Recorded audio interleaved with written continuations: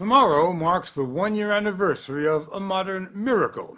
17 days after having been trapped by a mine collapse and feared dead, 33 miners in Chile were discovered alive. Weeks later, the world watched mesmerized as one by one the miners stepped from darkness into light in what may have been the greatest rescue operation since Noah's Ark. At the time, they were lionized, living proof that in this software century, courage and endurance have not disappeared. Well, they're back home now in Copiapó, a mining town planted in the driest desert in the world. Last winter, we flew down there to check out how they were doing and to find out what really went on those 69 days under the earth. Before the rescue, the 33 made a pact of silence. Nonetheless, as we first reported in February, several opened up to us and talked about things they had been keeping to themselves, including how they were coping with being back above ground. The story will continue in a moment. Last year, this was the stage for one of the most compelling dramas of our time. There's not the slightest trace of that now, not even an empty Coke can. This is the entrance to hell on Earth. The miners were 5 hours into their day shift when their world collapsed. Workers on the surface said it sounded like a volcano exploding. They were shocked, they said, but not surprised. The San Jose mine has one of the worst safety records in the region. The first rescue team didn't get very far. 300 yards from here, the underground road was blocked by a boulder twice the weight of the Empire State Building. With the 33 still alive, the odds were put at 2%. Half a mile underground, Victor Zamora was repairing the roof of the mine when the force of the collapse plastered him against a wall. He stumbled to the shelter where food was meant to be stored for just such an emergency. There was enough for a couple of picnics. How did you react to that? We were so mad. There was almost nothing there. We couldn't believe that we were supposed to survive with so little. We were treated even worse than animals. It was shocking. 3 days after the collapse, the rescue teams started sending probes down.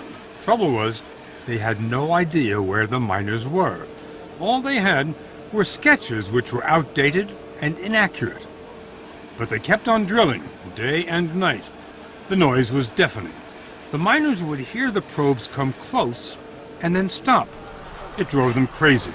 But once, mechanic Alex Vega thought he heard salvation. I'd say the probe went by no more than 2 meters from our shelter. You heard the probe go down 2 meters from where you were. Yes, it went by real close. Do you remember what you felt when you realized that the probe was not going to come where you were? Yes, I lost hope. I was desperate. And so were the families who pitched tents outside the mine. They called it Camp Hope, and some never lost it, even though for 16 days there was no sign of life. What the families didn't know, and what has not been reported until now, is just how close their men came to doing themselves in. I said to a friend, well, if we're going to continue suffering, it would be better for all of us to go to the shelter, start an engine, and with the carbon monoxide, just let ourselves go. Were you the only one who suggested that, or were there other miners who felt the same way? I think all of us. All of you were thinking about committing suicide. At that moment, it wasn't really committing suicide. It was to not continue suffering. We were going to die anyway. We wanted to get some idea of what it must have been like down there. So we asked writer Jonathan Franklin, who obtained a backstage pass to the rescue operation, to take us down a nearby mine.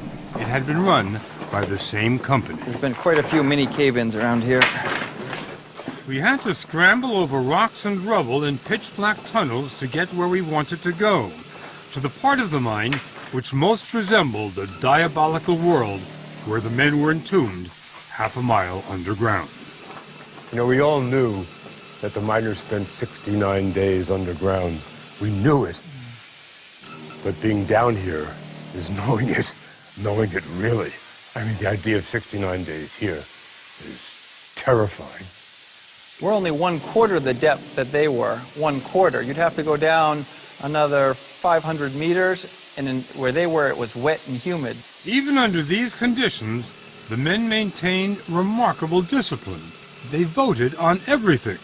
They stuck to a daily schedule, a general meeting, followed by a prayer service, then what they called dinner. Franklin, who gained unprecedented access to the miners, has written a book called 33 Men. He says the men always divided their food evenly, even when they were down to 1 teaspoon of tuna every 48 hours. But by day 16, he says, the miners were all starving and realized they'd have to eat the first man who died. They told me that they had a pot and a saw ready. Do you think that the potential candidates knew who they were?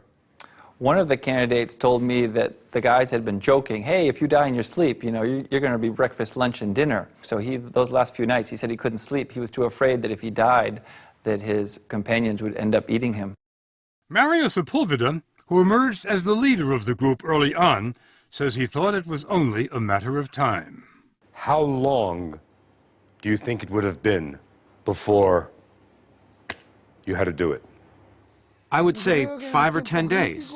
I don't know. But I was going to get out of there no matter what. Food or no food, I was going to get out of there. How? I had to think about which miner was going to collapse first. And then I started thinking about how I was going to eat him. Promise you, I wasn't embarrassed. I wasn't scared. But they were saved by the drill. On day 17, it came punching through the ceiling. All thoughts of cannibalism and suicide disappeared into the dust. When the drill finally broke through, do you remember what you were feeling? I was so weak, I couldn't even stand, and then all of a sudden I found myself jumping for joy. It was like celebrating New Year's Eve or having a newborn child. Rescuers on the surface heard pounding on the drill. When they pulled it up, they saw paint on it, red paint. Then they found a note attached to the bit. It said, "We are fine in the refuge, the 33. They sent down a camera, and the world peered into the dark eyes of a stunned survivor. Then, there they were, 33 haunted men, trying to appear cheerful, to wave, to smile for their families. They just couldn't pull it off. Some had lost 50 pounds. Mario Sepulveda played the host in what became a reality show, Survivor, Underground.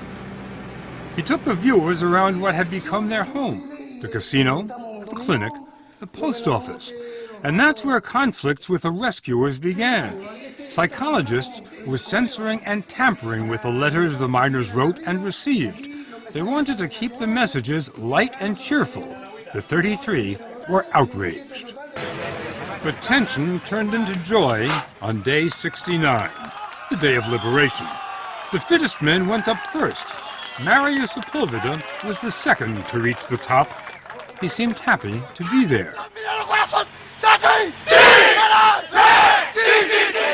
Victor Zamora, the roof repairman, made a movie of it all. The rescuers landing, getting suited up for the ride, then liftoff, and 20 minutes in a magic capsule.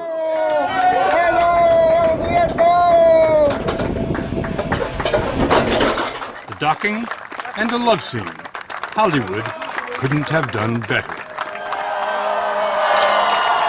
The 33 were treated to a victory tour. Highlights, meetings with America's top celebrities, galas where they just kept on receiving awards, an appearance on the David Letterman show. Miner Edison Pena didn't have the slightest idea who Letterman was, but he was having a wonderful time. And we can feel that. Back in Copiapó, though, Pena was hospitalized for anxiety and depression, and he was not alone. Mario Sepulveda, that most exuberant of men, is on heavy medication. The oldest miner, Mario Gomez, finds it impossible to sleep. And Alex Vega? He can't explain why he's doing it, but he's building a wall around his house. Whenever I hear a noise, I get scared and look around me. My heart beats faster, I can't go into small spaces. I'm taking 5 or 6 pills a day now. If I don't take them, I can't sleep, and I wouldn't even be able to sit with you. All but one of the 33 men, doctors say, have suffered severe psychological problems since the accident, and the miners complain they're not getting the quality medical care and benefits they need and were promised. 19 of them have already lost their disability payments. Sebastian Piñera is Chile's president. A couple of the miners told me that they feel like they're soldiers. They're heroes during the war, and when the war is over, they're forgotten. Well, that's part of life.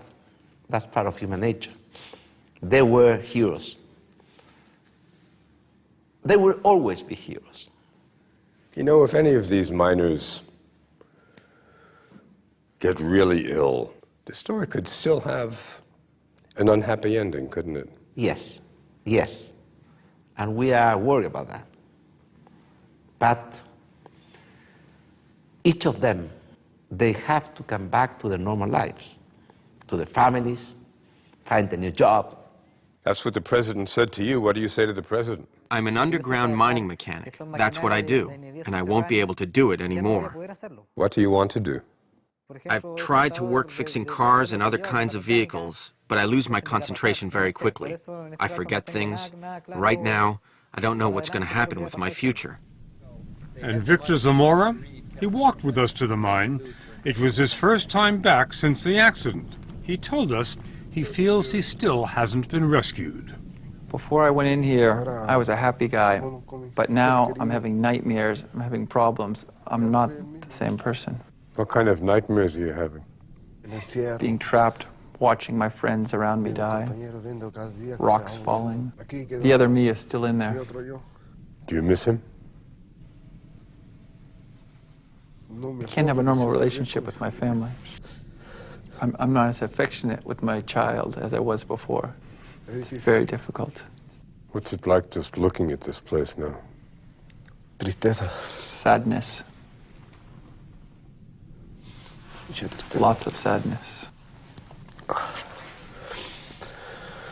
I'd prefer to be dead. Even today, not everyone understands what can happen to people after they've been in hell. But the miners know. They say the mine is a vengeful goddess who exacts a price for her copper. Sometimes the price is death. Sometimes survival.